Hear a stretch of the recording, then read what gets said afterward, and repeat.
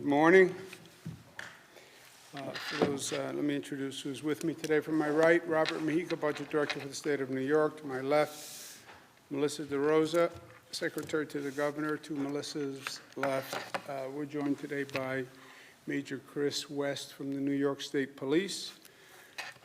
Last night was a long and ugly night all across this nation, as we know. Let's talk about where we are today with the COVID virus first. The number of hospitalizations are down again. The net change in hospitalizations down again. Intubations down again. Number of new deaths still dropping. All good news. Number of lives lost down to 56, which is, in this absurd reality we live in, actually very, very good news.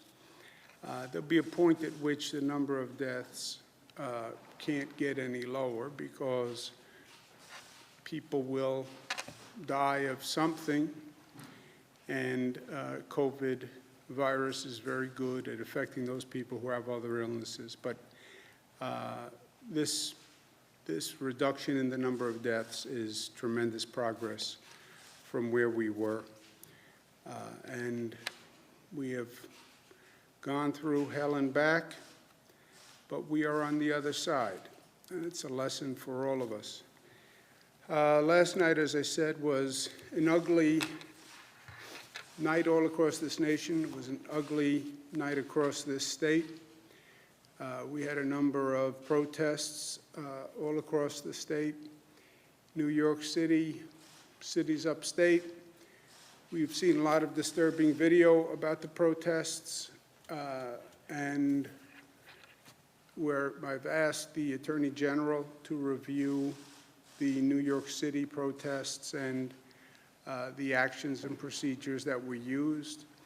I'm going to ask her to include in that review these demonstrations that are ongoing last night, if there are additional demonstrations tonight, and the Attorney General will be reviewing those actions. Upstate New York, we also had actions. We had a significant state police presence all across upstate New York. We have the National Guard on standby. We expect additional protests tonight, and we're preparing for such. Rochester, the county executive, and the mayor asked for additional state police for tonight, and we're going to have 200 additional state police. But look, the big issue is people are outraged, and I understand that. I'm outraged. It's not just George Floyd's killing, although that's enough to outrage a nation. It's George Floyd, it's Ahmaud Arbery, it's Breonna Taylor, all just in the past 3 months. It's 30 years of Rodney King and Amadou Diallo and Sean Bell and Abner Louima, and the same case in states all across this nation, where only the name changes, but the color stays the same. You then had the first press conference by prosecutors looking at the Minneapolis situation that frankly raised more questions than it answered. And the real issue is the continuing racism in this country. And it is chronic, and it is endemic, and it is institutional. And it speaks to a collective hypocrisy. We're very good in this country at telling other people how they should live their lives and how they should act, how we preach a high standard, but we still discriminate on the basis of color of skin. That is the simple, painful truth. But this is a moment for truth. Now, at the same time, it is equally true that violence never works. How many protests have we had? How many nights have we gone through like last night? How many times have we burned down our own businesses, our own neighborhoods, and our own communities? Burning down your own house never works and never makes sense. Burning down your own struggling businesses people who are trying to bring back the community never make sense. It dishonors Mr. Floyd's death. Mr. Floyd was not violent. Mr. Floyd was compliant. Mr. Floyd wasn't even charged or accused of a violent crime. There was no violence. That's what makes the killing more outrageous. When you are violent, it creates a scapegoat to shift the blame. It allows the President of the United States to tweet about looting rather than murder by a police officer. It allows the federal government to politicize what's going on and to come up with theories blaming the left and the extreme left, which only furthers the politics of division. Maya Angelou said, "Hate has caused a lot of problems in the world, but it has not solved one yet." The goal has to be affecting change.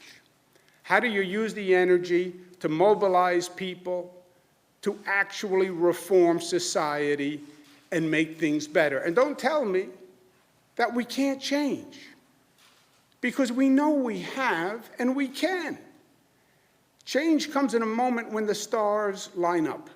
It's not easy, but when the stars line up and the people are ready to change, they can change. We have seen it happen in this state and in this nation.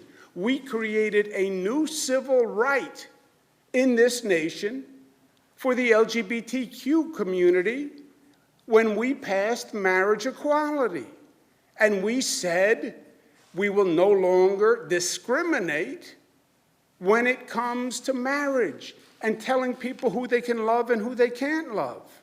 After the Sandy Hook massacre, when people saw the madness of an assault weapon killing children, we passed common sense gun reform in this state after decades of trying.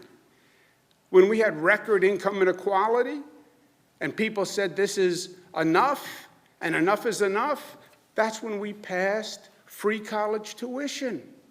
And we passed a minimum wage where people can actually live decently. People can change. And we have seen that lesson over the past 92 days as we've been dealing with this coronavirus. Who changed society to deal with this virus? The people did it. 50 days ago, on April 12th, we lost 800 people from COVID. Yesterday, we lost 56. 800 to 56. 60 days ago, we had 3,400 people come into our hospitals. Yesterday, we had 191. Who did that? Who made that remarkable change, that radical change? Who made all that progress? Government leaders? Government did it? No. Let's be honest. Most government leaders denied that COVID was a problem. Most didn't know what to do, and if they knew what to do, they didn't know how to do it. It wasn't government. It was we the people. We the people forced that change and did it in weeks, literally. So of course we can change. And our challenge today is to use this moment, use this energy constructively, and demand real positive change. And articulate what the change is that we want. Be specific. We know what must be done. We know what we can do. We know what should be done. And we know what should be done immediately.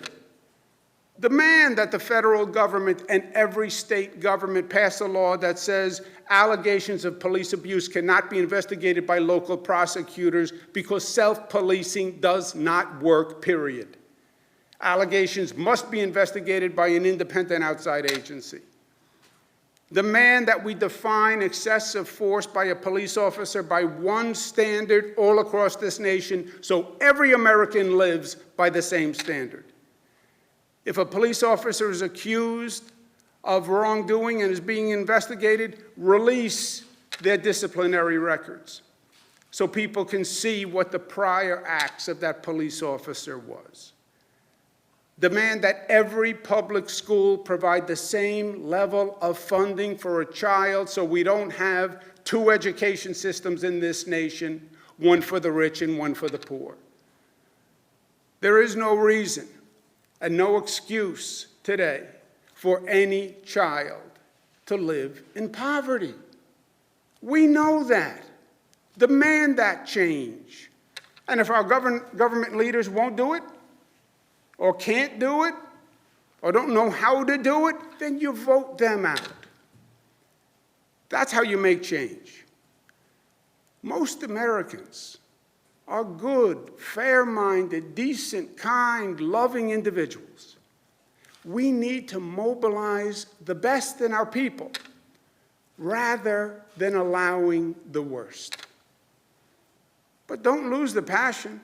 Don't lose the outrage. Be frustrated.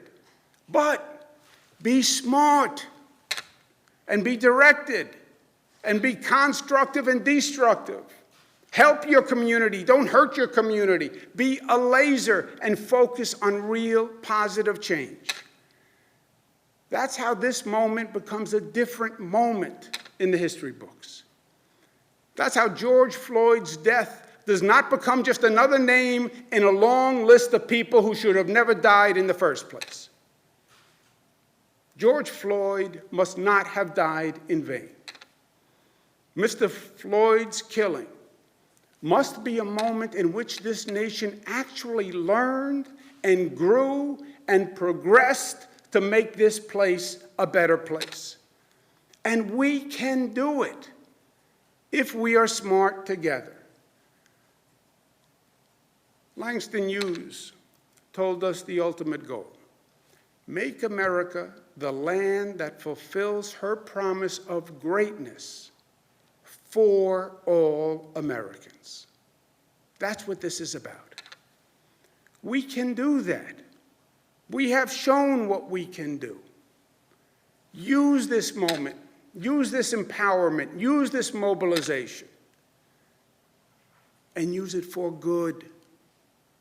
Use it for good, so that when we look back, we say, yes, this story was all too familiar in some ways.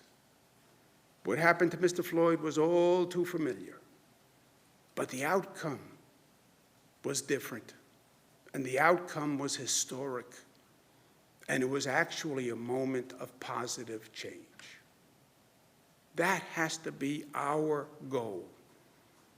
All of us, from the angry young protesters on the street, frustrated, energized, lashing out, to government officials on both sides of the line, to the police officers, 99.9% of them who are good, hardworking people who are trying to help their community. It's a common goal. We just have to be smart enough to get there. Questions? Governor, last night we saw a lot of videos of NYPD accelerating into a crowd of protesters. There's videos of NYPD officials pulling down the masks of protesters and pepper spraying them, and just violence on both sides. It was NYPD's response to the protests appropriate at this rate, and should the state police step in and take over? Look, these situations are very, very difficult. I've seen them. I've been there. Everybody is under stress. They are very difficult situations to manage. The police are in an impossible situation in many ways. But their behavior is everything. And I've seen those videos, and those videos are truly disturbing. And some of the videos, frankly, are inexplicable to me. What do we do about it? I've asked the Attorney General, who is an independent elected official, to review the police conduct activities in the protests last night, the night before, if there's one tonight, and then I want an independent, informed review of what was done right, what was done wrong. I want that report in 30 days. I don't want this to be another government ongoing report that comes out when everybody has moved on. Get it done in 30 days. Don't pull any punches. Tell the truth.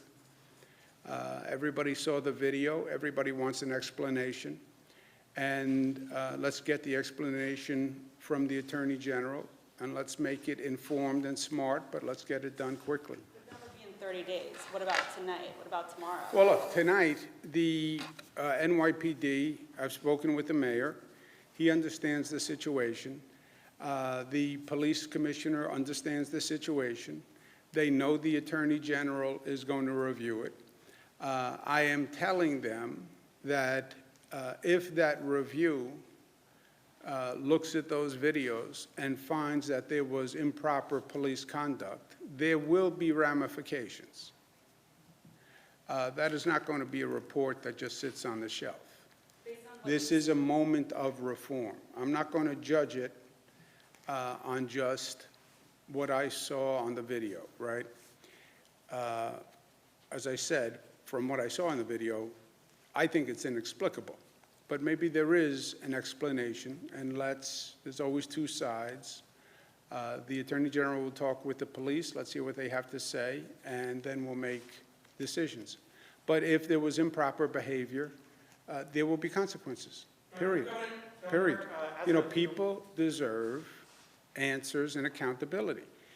As I said, I think one of the problems in Minneapolis was people saw the video of the George Floyd killing, and then the prosecutors got up and said, you know, we have to look, we have additional evidence, we don't know what it is. There's been no answer yet on the other police officers. There's been no answers on why manslaughter, not murder. And I think that just compounds the situation. But I'm not going to make decisions off the video. I understand how difficult the job is of the police, and let's hear what they have to say. But I agree that the videos are very, very, very disturbing.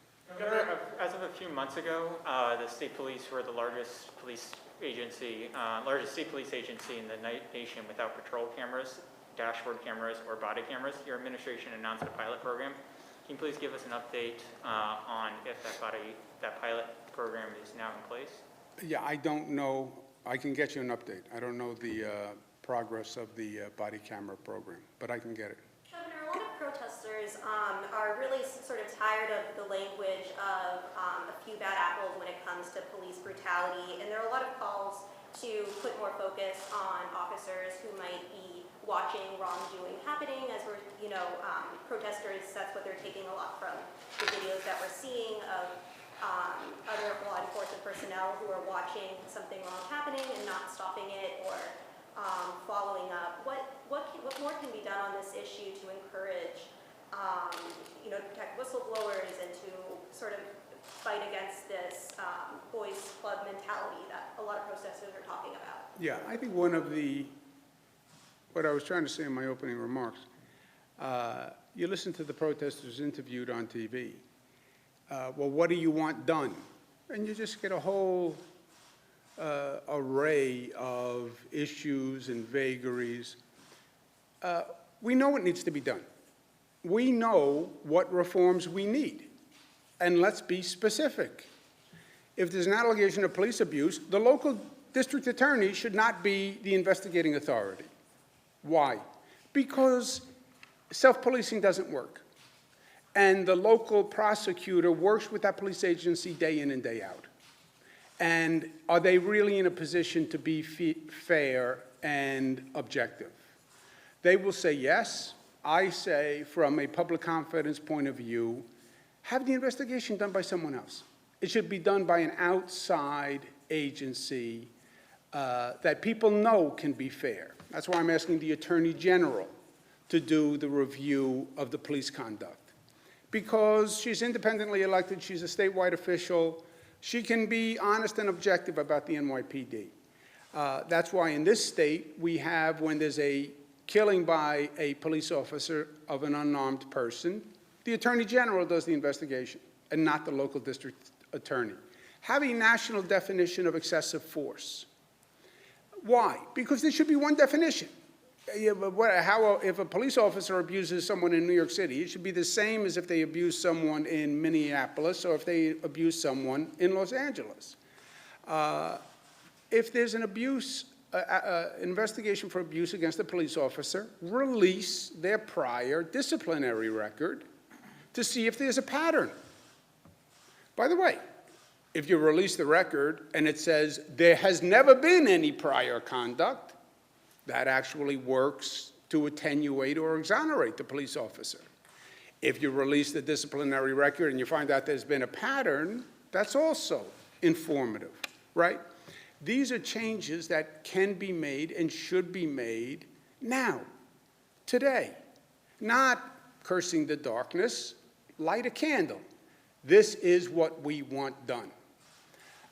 And be specific, and then say to your Congress people, I want this law passed, and then say to your mayor, I want this law passed, and then say to your governor, I want this law passed. And if they don't do it, then say, I'm going to vote you out. That's how this works.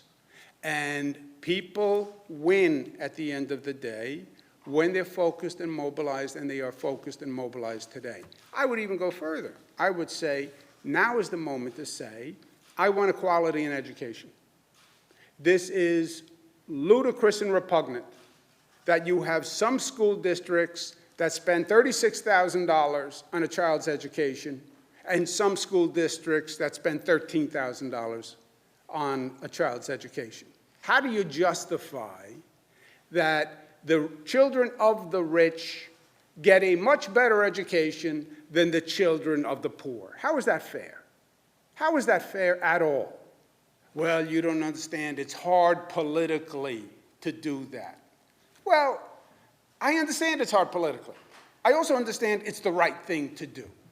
I understand that. Well, the political system, too bad. Then elect a new political system. That's what I say. That kind of reform can be done by political will. How can you justify any child in America living in poverty? How can you do that? Any child. Well, it's hard politically. I understand it. I've been battling these things as governor. I would welcome an empowered citizenry that says, yes, we demand equality of education funding. I would welcome it. I proposed it every year. I can't get it. Be specific about the changes you want made and focus that energy. Make it a laser and actually effectuate change.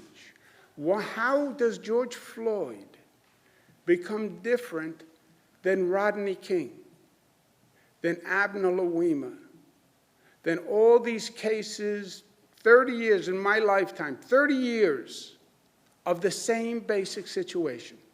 And what changed? Nothing. Nothing.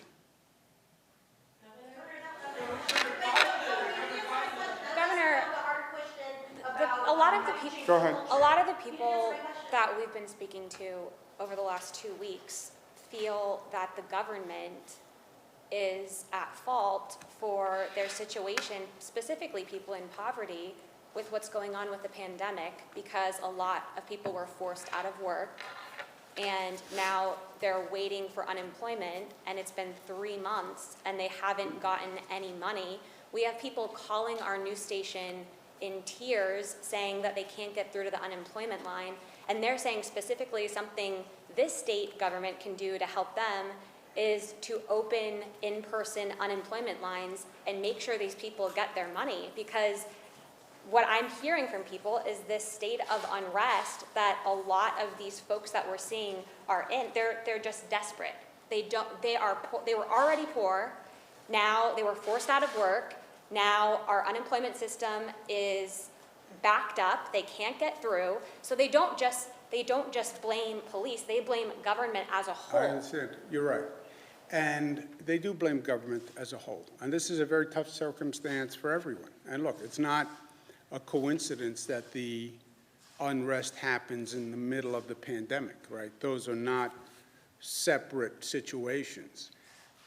There's tremendous stress on everyone. This isolation of people, the lack of social interaction has created a lot of mental health stress. I think that's true, and that's a fact.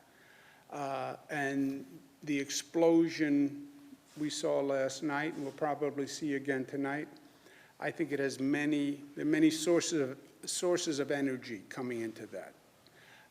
And what is the direct relationship between 90 days of close down and coronavirus and unemployment and fear and isolation, and then the George Floyd killing as an accelerant to an already highly stressful situation?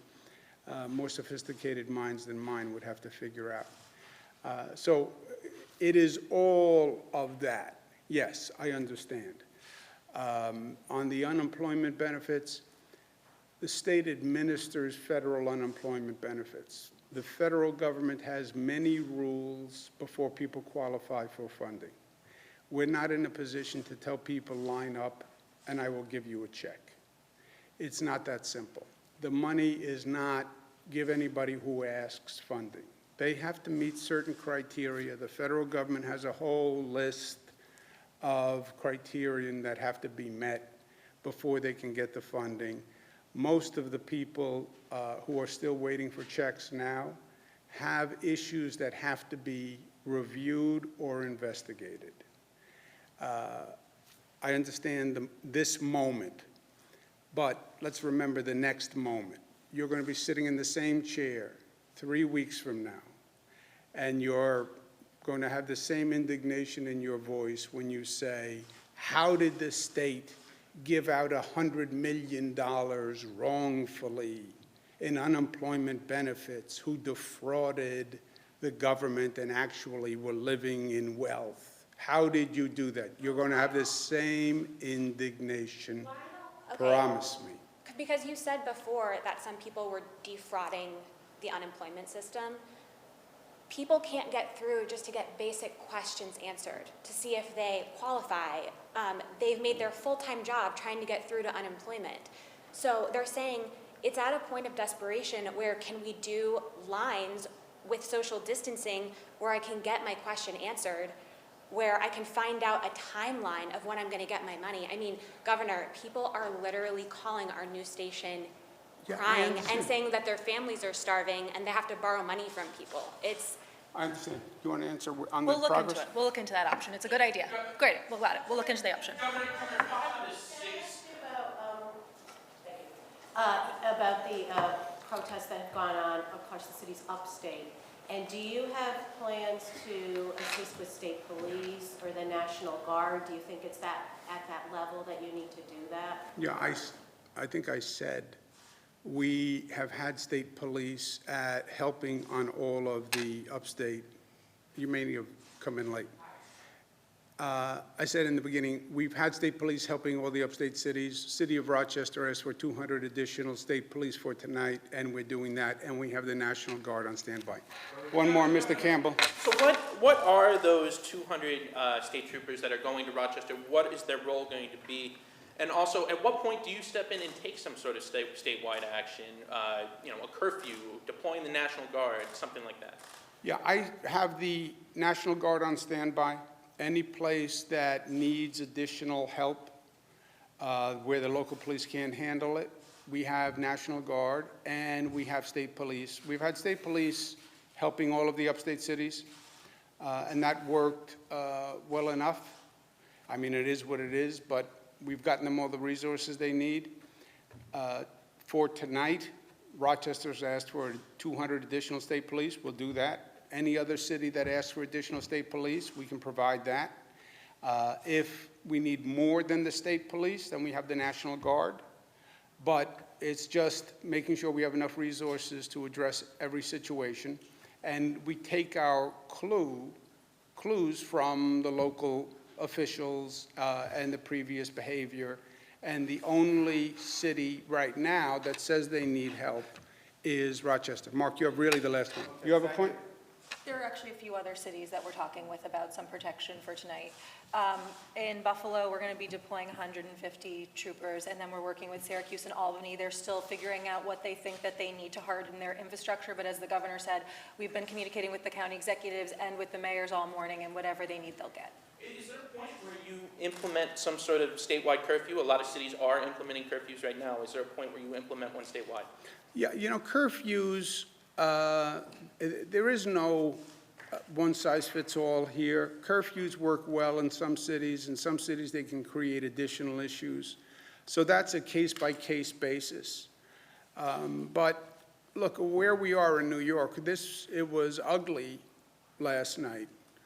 But from a management point of view, a police officer point of view, resource point of view, every locality did what they had to do. It's just an ugly situation, and it's a difficult situation. But we have, between the state police and the National Guard, we have more than enough resources to make sure every locality has what they need.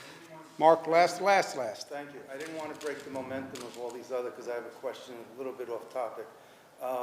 Well, I mean off topic from what they were saying. Yeah, but it's not their topic that matters. Right? Everybody has their own topic. When do you think the time will be ready for the state workers to head back to their offices in the state workforce? I understand it's all regional and it's, you know, at the right time. And as you're reimagining New York, how does that relate to state union contracts? Is that why the state workforce is without a contract today, because you're trying to reimagine things? No, the reimagining has nothing to do with the contract. Excuse me. Rob, you want to talk about the state offices open with that regional opening? Yeah, right? and the state offices have been, as we need more employees in certain areas for certain things, for parks, for example, and those employees have been operating. As far as the offices specifically and office-based, those are being ramped up as we put out protocols.